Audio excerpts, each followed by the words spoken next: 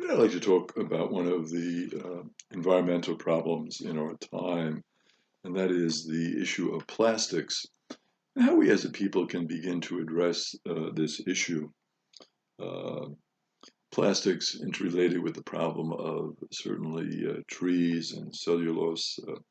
Plastics have been tied to colonization, the demand for gutta percha, bio-based rosin, used to insulate telegraph cables, led to widespread deforestation in Southeast Asia and really led to a Victorian ecological disaster when you think of all of the trees that were harvested for this.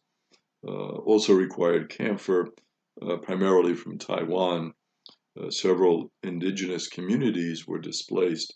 And so we see this pattern of going after these resources at the cost of other people, other communities, and doing harmful effects in those communities, and just saying, well, that's the cost of progress. So, this idea of the harm that we do balancing with the needs of people, very important issue for us. Is it genuine progress if we're harming these indigenous peoples? Is it genuine progress if we're harming our environment? What is real progress and what is our notion, so called, of progress? Certainly an important discussion to be had. Um, Richard Geyer, Carol Lavender-Lohr, and Jenna Jembeck basically have been trying to estimate the plastic that is produced. Very difficult to get an accurate figure on how much plastic. We all see the pictures of too much plastic in the oceans, plastic winding up on islands in the South Pacific, plastic on our own beaches, plastic just disposed of like it's nothing. So we're kind of generally aware of it, but how much is difficult to estimate. So they've worked on that and they've come up with the fact that in 1950 there were 4.4 billion pounds, which is an amazing figure. In 2020, their estimate is 809 billion pounds. And the question we have to ask ourselves is, do we need that much more plastic? Why are we producing all this plastic? Why are we making all this plastic? Is it good for us? Is it good for the environment? Is it healthy? What are some of the negative effects of all of this plastic? Uh, Bakelite was the inaugural synthetic plastic. It began in Germany and the US in 1910. In 1921, there were 1.6 million pounds. 1931, 34.2 million pounds. In 1935, 141 million pounds. So you can see just in those 4 years, from 31 to 35, the tremendous exponential growth in the Bakelite. How long does plastic last? Many people ask that question. There are many factors. Of course, the sea, the layers of terrestrial landscape, difficult to estimate exactly how long it lasts.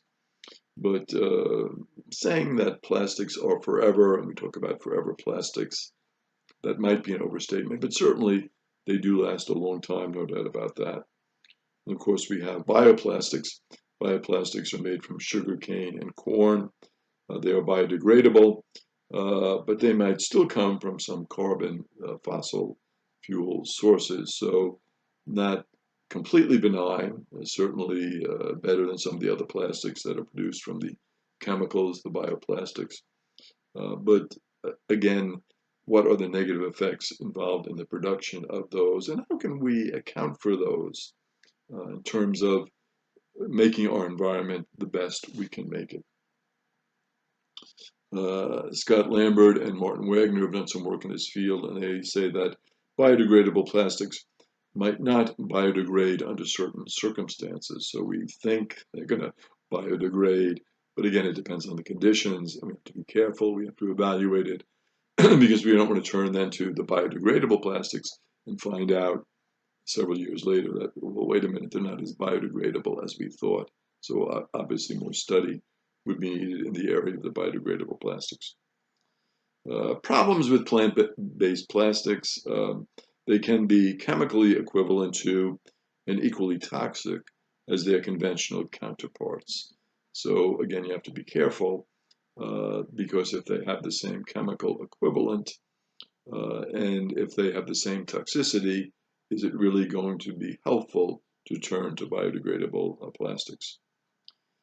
Can plastics be cleaned up? People say, well, let's just clean them up and start over again, and let's do that because we need these plastics, so let's take that route. 8.8 metric tons are added to the sea each year. So we're going to clean them up. We'll clean up the sea. We'll have all these great movements to do that. But then we're adding 8.8 metric tons every year. So what is the cleanup ultimately going to be? And that number is expected to triple by 2040. And so again, here we are, just 18 years later, that number is going to triple, unless, of course, we get serious about this, do something about it, look at it as a real, genuine problem. What is the need here? The need is certainly improved waste management. Our waste management policies are terrible. We produce a tremendous amount of waste, and we don't have an adequate way of really dealing with that waste. And it causes all sorts of problems in many communities. So waste management certainly is a critical field for us to look at and to do something about. Reduction in production of plastics. Obviously, the key is to produce less plastics. And of course, the industry will push back on that and say, no, we need more plastics. And there are more manufacturing companies that are being built to process these plastics. There are more people in our population. Plastics are going to be helpful for them, that whole argument. But when you see the negative effects, you say, hey, wait a minute, let's take a look at this. And do we really need to produce this amount of plastics, or are they kind of being forced on people without sufficient reflection, evaluation, and analysis? The source on that in terms of the reduction and improved waste management would be the National Academy of Sciences, Engineering, and Medicine. So it's really a distinguished group that has looked at that and said, this is what we need to do. We need to improve our waste management and reduce production. So this isn't some group of liberals getting together somewhere and trying to stop the production of plastic. It's people who are scientific, who are looking at this and saying, this is a genuine issue we must do something about. Max Lieberman has written about this, and he says, it is beyond the capacity of technological systems to remediate. So the thought would be, well, we're producing all this plastic, maybe we can get a better technology to remediate the problem and help us with the problem.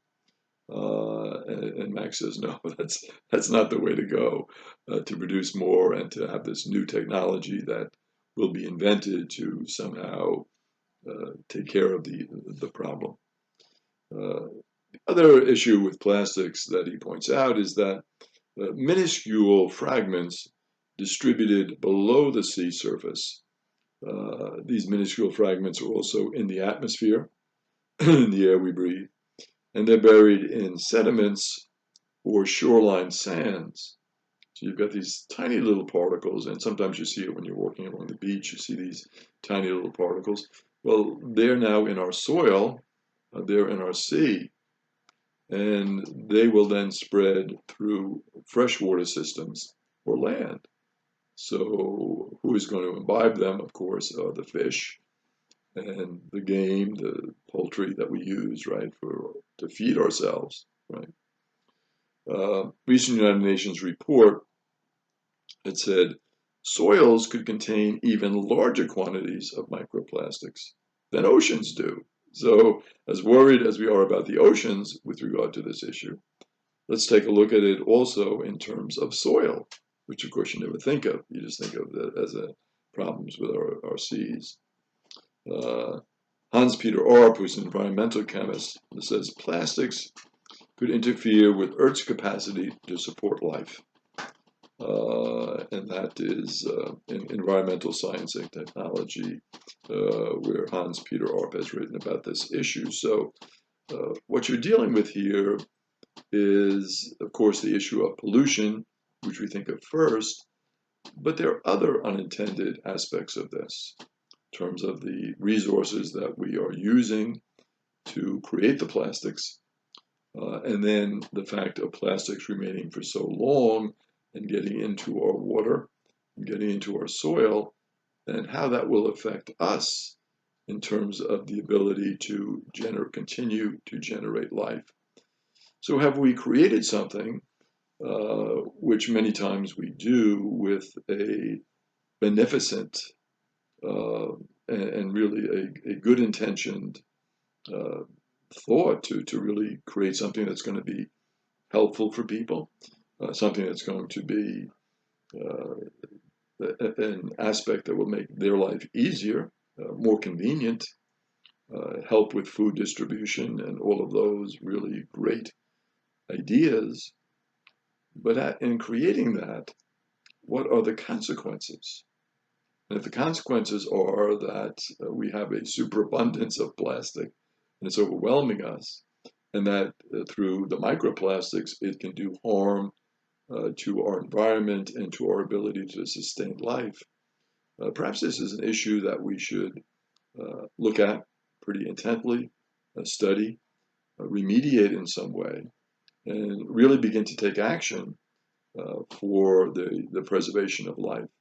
So it becomes for us as Catholics really what we would call ultimately a pro-life issue. And as we see with our Catholic social teaching, pro-life issues are numerous. We think, of course, of the very important issue of abortion and preserving life that way, and certainly that's an essential issue. But we think of all of these other aspects of cherishing life and the source of life and sustaining life. And so if we're going to be overwhelmed with these plastics and they're going to interfere with our ability to reproduce, if it interferes with our eating, consumption, if it's going to harm us in many of these ways, what can we do? What should we do in a sense of cherishing life to take action against this? So again, just some thoughts for reflection and obviously impulse for further study. So thank you so much. God bless.